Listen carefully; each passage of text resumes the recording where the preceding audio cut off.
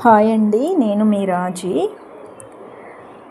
చాలామంది పేరెంట్స్ నన్ను మా వాడికి తెలుగు రావడం లేదండి, మా వాడు పలానా టెక్నో స్కూల్లో చదువుతున్నాడు, పలానా సిబిఎస్ఈ స్కూల్లో చదువుతున్నాడు, అయినా సరే తెలుగు రావట్లేదు, తెలుగు గ్రామర్ రావడం లేదు. ఇప్పుడేమో వాడు 9th క్లాసు, మరి గ్రామర్ ఎలా రాస్తాడు, పాస్ అవుతాడా ఫెయిల్ అవుతాడా అని నాకు టెన్షన్గా ఉందండి తెలుగులో అని చాలామంది అడుగుతున్నారండి.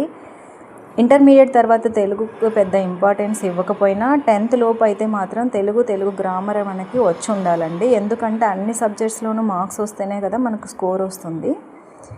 అసలు ఈ తెలుగు పిల్లలకి రాకపోవడానికి కారణం ఏంటంటే అన్ని స్కూల్స్లోనూ ఇప్పుడు మ్యాక్సిమము క్యూబీస్ ఇస్తున్నారండి. ఈ క్యూబీస్ ఇవ్వడం వల్ల ఏమవుతుందంటే పిల్లల్లో రైటింగ్ స్కిల్స్, రీడింగ్ స్కిల్స్ ఉండడం లేదండి. దానివల్ల వీళ్ళకి గ్రామర్ అంటే తెలియట్లేదు. అందుకనే ఈ తెలుగు గ్రామర్ నేర్చుకుందామనే ఛానల్ని నేను స్టార్ట్ చేశానండి. ఇప్పుడు అందరికీ ట్యూషన్ చెప్పే అంత ఇది ఉండట్లేదండి. మీకు ఒకవేళ ఇది అవసరమైతే సబ్స్క్రైబ్ చేసుకొని స్కిప్ చేయకుండా చాలా జాగ్రత్తగా చూసుకున్నట్లయితే మీకు day by day Telugu grammar improve అవుతుందండి. ఖచ్చితంగా నేర్చుకుంటారు. నేను అంత ఈజీ వేలోనే చెప్తున్నాను అన్నమాట. మనకి ఫస్ట్ తెలుగులో వర్ణమాల ఉంటుంది. వర్ణము అనగా అక్షరం.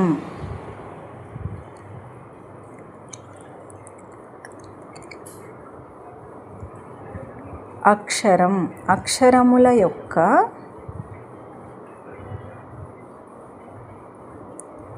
సమూహాన్నే మనం వర్ణమాల అంటాము. ఏ భాషకైనా సరే మనకు ఖచ్చితంగా కావాల్సింది అక్షరాలు. తెలుగు కానీ ఇంగ్లీష్ కానీ ఇంకేదైనా లాంగ్వేజ్ అయినా మనకు ఫస్ట్ రావాల్సింది ఆల్ఫాబెట్స్, అంటే అక్షరాలు రావాలన్నమాట. అక్షరాలు వస్తేనే మన భాష మీద పట్టు సాధించగలము, అర్థం చేసుకోగలం. వర్ణమాలలో మనకి 4 రకాలు ఉన్నాయండి. 4 రకాల అక్షరాలు ఉన్నాయి. వీటిలో ఫస్ట్ది వచ్చేసి ప్రార్థనా అక్షరాలు అన్నమాట. దీన్ని ఎవరు మైండ్ చేయాల్సిన అవసరం లేదండి. ఎందుకంటే ప్రార్థనా అక్షరాలు అనేవి మనకు ఇంపార్టెంట్ కాదు. తెలుగు భాషలో ఈ అక్షరములు ఉన్నాయి అని తెలియడం కోసం మాత్రమే మీకు నేను ఇది చెప్తున్నాను. ఏ దేవుణ్ణి ఉద్దేశించో ఏ మతాన్ని ఉద్దేశించో ఇది నేను చెప్పడం లేదండి, తెలియాలి కాబట్టి చెప్తున్నాను అన్నమాట. ప్రార్థనా అక్షరాలు అనేవి ఓం నమః శివాయః సిద్ధం నమః, వీటిని ప్రార్థనా అక్షరాలు అంటారు. వీటిని మీరు గుర్తుపెట్టుకోవాల్సిన అవసరం లేదు. ఏ గ్రామర్లో కూడా ఇవి రావు, తెలియడం కోసం మాత్రమే చెప్పాను అన్నమాట. నెక్స్ట్ అచ్చులు. నెక్స్ట్ మనకు వచ్చేటప్పటికి సెకండ్ వన్ అచ్చులు అన్నమాట.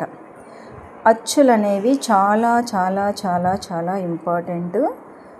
ఈ అచ్చులు మొత్తం మనకి 16 ఉంటాయి.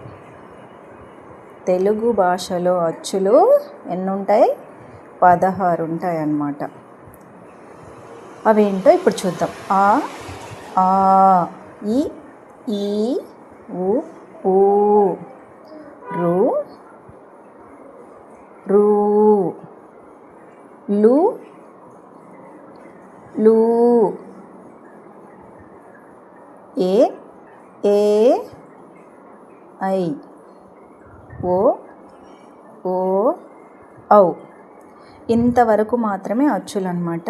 ఈ అక్షరాలని మనం అచ్చులు అంటాము. కొంతమంది అహా అని యాడ్ చేస్తారండి. అహా అనేది అచ్చులు కావు. ఎందుకంటే వాటికి సపరేట్గా వేరే పదం ఉందన్నమాట. వాటిని వేరే వర్ణంలోకి విభజించారు. ఇంతవరకు మాత్రమే మనకు అచ్చులు 16 ఉన్నాయి. ఇవి అచ్చులు అన్నమాట. ఇంకొక విషయం ఏంటంటే మనకి ఈ అచ్చులన్నీ కూడా ఇంపార్టెంటే. అయితే ఇక్కడ ఉన్నటువంటి కొన్ని అచ్చులను ఇప్పుడు మనం వాడుకలో వాడటం లేదన్నమాట. అవి ఏంటంటే ఇక్కడ చూపిస్తున్నటువంటి 2 లెటర్స్ని మనము వాడట్లేదు. లు, లు, ఈ రెండిటిని సంస్కృత అచ్చులుగా పరిగణించి వాటిని మనం వాడుకలో వాడడం లేదన్నమాట. ఇప్పుడు అచ్చుల తర్వాత మనకి ఏంటంటే హల్లులు అన్నమాట. హల్లుల విషయానికి వస్తే మనకి అచ్చులు ఎంత ఇంపార్టెంటో హల్లులు కూడా అంతే ఇంపార్టెంట్ అన్నమాట. ఇప్పుడు అవేంటో మనం చూద్దాం. హల్లులు మొత్తం 37. ఎన్ని ఉంటాయి హల్లులు? 37 ఉంటాయన్నమాట. అవేంటో చూద్దాం. ఖ నుండి బండిరా వరకు ఉన్నటువంటి మొత్తం అక్షరాలని హల్లులు అని మనం పిలుస్తామన్నమాట.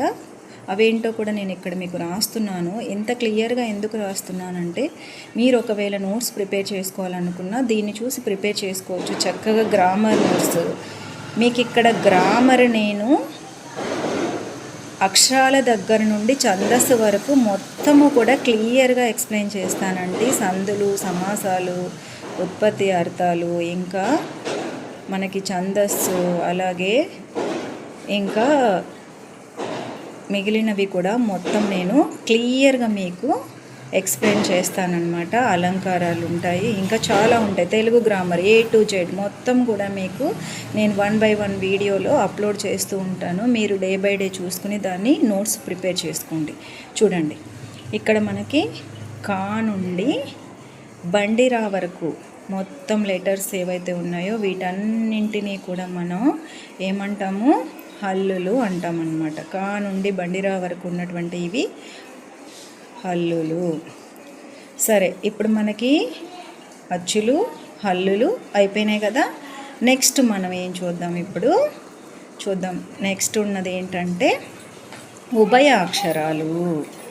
ఉభయాక్షరాలు నెక్స్ట్. ఉభయాక్షరాలు ఎన్ని ఉంటాయంటే 3 ఉంటాయమ్మా. ఇందాక మీకు చెప్పాను కదా, నేను అంబహాని ఇందులో జాయిన్ చేయట్లేదు అని చెప్పేసి వాటిని ఇక్కడ డివైడ్ చేస్తాం మనం. ఉభయాక్షరాల్లో ఉంటాయన్నమాట. అవేంటంటే 0, అరసున్నా, అరసున్నా, విసర్గం. ఉభయాక్షరాలు 0, అరసున్నా, విసర్గం, ఇవన్నమాట. వీటిని ఉభయాక్షరాలు అంటారు.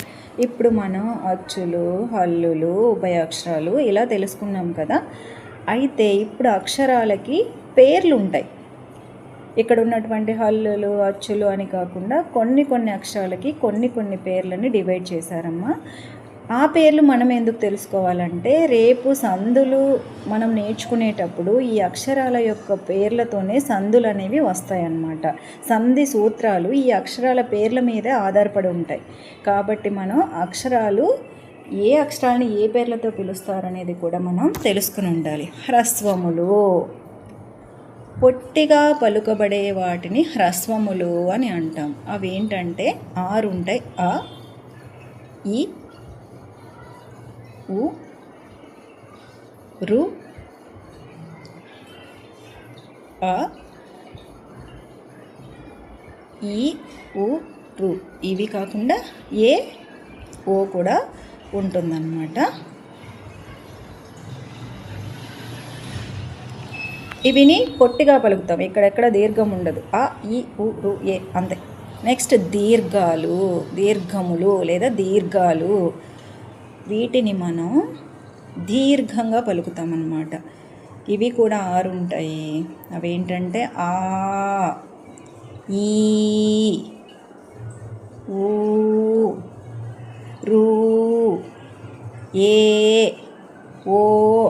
ఇలా దీర్ఘంగా పలుకబడేటువంటి అక్షరాలని దీర్ఘములు అని అంటాము. నెక్స్ట్ వచ్చేసి వక్రములు. వక్రములు అంటే ఏంటంటే వంకరగా ఉండేటటువంటి అక్షరాలని వక్రములు అంటారు. అవి ఏంటంటే 4 ఉంటాయి. ఏ, ఓ, ఔ. ఈ 4ంటిని మనం ఏమంటాం? వక్రములు అంటాం. నెక్స్ట్ వక్రతములు, వక్రతమములు. ఇవేంటో మనం చూద్దాం. మిక్కిలి వంకరగా ఉన్న వాటిని వక్రతమములు అంటారు. అవి ఏ, ఔ. ఈ 2టిని మాత్రమే వక్రతమములుగా డివైడ్ చేశారనమాట. నెక్స్ట్ వచ్చేసి పరుషములు. ఇది చాలా చాలా ఇంపార్టెంట్ అన్నమాట. పరుషములు అంటే క, చ, ట, త, ప. వీటిని కచట తపలను పరుషములు అంటారు. గుర్తుపెట్టుకోండి, ఇది చాలా ఇంపార్టెంట్. పరుషములు, కచట తపలు పరుషములు. కచట తపలు పరుసములు. నెక్స్ట్ సరళములు. ఇవి మనకి సందుల్లో వాడతాము. అక్కడ మనకి సంధి సూత్రంలో పరుసములు సరళములు అనేది వస్తుంది కాబట్టి గుర్తుపెట్టుకోండి, ఇంపార్టెంట్. గ జ డ ద బ. కచట తపలు పరుసములు, గజడ దపలు సరళములు. ఇవి సరళంగా పలకబడతాయి, ఇవి కొంచెం పరుషంగా పలకబడతాయి పరుషములు. ఇవి మాత్రం ఇంపార్టెంట్, గుర్తుపెట్టుకోండి. నెక్స్ట్ ధృతము. ధృతము ఒకటే ఉందమ్మా, ఇది కూడా మనకి సంధి సూత్రాల్లో వస్తుంది. ధృతం వచ్చేసి నా, ధృతము నా అన్నమాట. ఇవి అక్షరములు, అక్షరములో ఉన్నటువంటి రకాలు మనం ఇప్పుడు చెప్పుకుంటున్నాం. నెక్స్ట్ వచ్చేసి స్థిరములు. స్థిరములు అంటే ఏంటంటే పరుసాలు సరళాలు ఇవి కాకుండా మిగిలినటువంటి అక్షరాలన్నింటినీ స్థిరములు అంటారు. అవి నేను 1 by 1 ఇక్కడ రాస్తున్నాను చూడండి. ఖ, ఘ, జ్ఞ, చ, ఝ, హిన, ఠ, డ, అన, థ, థ, ధ, న, ప, ఫ, మ, య, ర, ల, వ, సే, ష, స, హ. అలా బడిర. ఇందులో అక్ష ఉండదు చూడండి, ఎక్కడా కూడా అక్ష లేదన్నమాట. ఇవి స్థిరములు, వీటిని స్థిరములు అని అంటామన్నమాట. కచట తప, గజడ దవ, అలాగే స్థిరములు. ఇప్పుడు మనకి మొత్తము అసలు తెలుగు భాషలో ఎన్ని అక్షరాలు ఉన్నాయి, వాటికి ఏ ఏ పేర్లు ఉన్నాయి అనేది తెలిసింది. ఇవి కాకుండా మనకి ఇంకా ధృత ప్రకృతములని ఇంకా వేరే వేరే పేర్లు ఉన్నవి ఉన్నాయమ్మా. అవి మీకు అవసరం లేదు, ఎక్కువగా గుర్తుపెట్టుకున్న మీరు కన్ఫ్యూజ్ అయ్యే అవకాశం ఉంది. మనకి గ్రామర్ నేర్చుకోవాలంటే ఇంతవరకు సరిపోతుంది కాబట్టి మీరు ఇంతవరకు గుర్తుపెట్టుకుంటే చాలు, మనం గ్రామర్ని ఈజీగా నేర్చుకోవచ్చు.